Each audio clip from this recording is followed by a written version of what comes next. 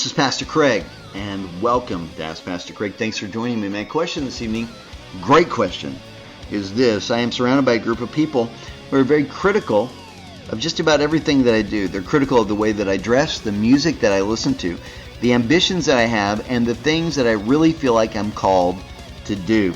They are continually throwing me into condemnation, making me feel rejected and belittled, and it hurts.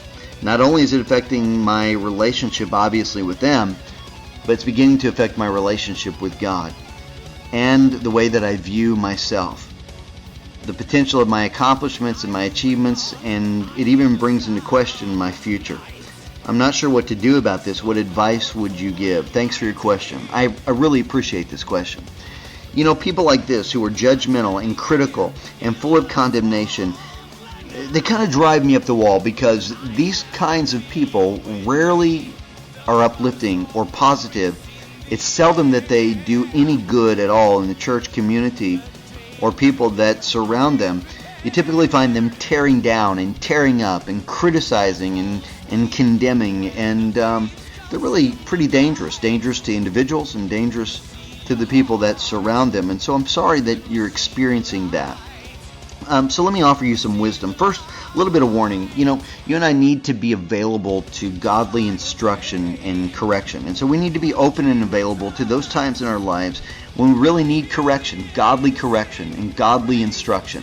And that'll come to us from people who are positive, uplifting, encouraging, and loving. Okay? So godly instruction and correction is going to be given by those that are encouraging and loving and uplifting, and we need to be available to those kinds of people. Now, the second set of people, those that are critical, full of condemnation, and they're just judgmental, these people are very dangerous, and I wouldn't give them a lot of room in my life.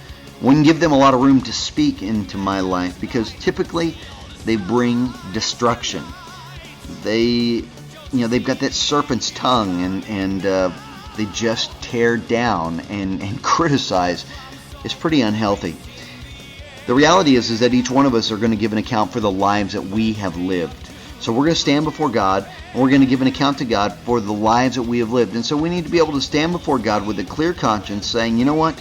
I did the best to live the life that you called me to live. Romans chapter 14, verse 12 says, each one of us will give an account of ourselves to God. So the talents and the abilities, we'll stand before God, and we'll answer for the way that we use those things. Philippians chapter 2 is a similar sentiment. It says, work out your own salvation with deep reverence. And I like that quite a bit. Deep reverence and respect. You and I are responsible between us and God to have a clear heart and to work out our own salvation. And so you have to live your own life. Now, the thing that is so cool about God is His diversity and the multifaceted way that He ministers to the world today. Whether it is something like Southern gospel music or extreme headbanging heavy metal. And I love that stuff. Whether it is Gold City or Demon Hunter, feeding the homeless out in the streets, or milking cookies to toddlers in a Sunday school room. God is so diverse and multifaceted in the way that He reaches the world. And it's so great. It's just such a powerful thing. And so we have to be very careful that we don't criticize and condemn those that are doing God's work in a way that we don't like, or in a way that is different than how we're doing it. We have to be open and available to allow God to do whatever He wants to do in whatever way He wants to do it. And the same holds true for you and I. We have to do whatever it is that God has called us to do, regardless of who and who does not approve. Again, we'll stand before God and we'll give an account for our lives, and we need to do it with a good heart and a good spirit.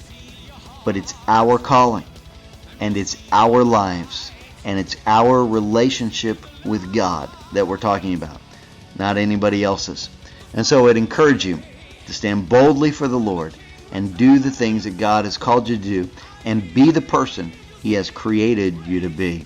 I hope this helps in this little bit of time that we have. Obviously, we could talk about this forever, but I would encourage you to continue to read your word and to talk to some godly, loving people about these circumstances, because you're going to need encouragement to overcome this criticism that's in your life. Well, God bless you for listening today. I really appreciate it. If you have an additional question about this subject or something completely unrelated, you can reach us in one of two ways. At this radio program's Facebook page, which is facebook.com/ROR Ministries, or my Facebook page, which is facebook.com/Pastor Craig Online. God bless you.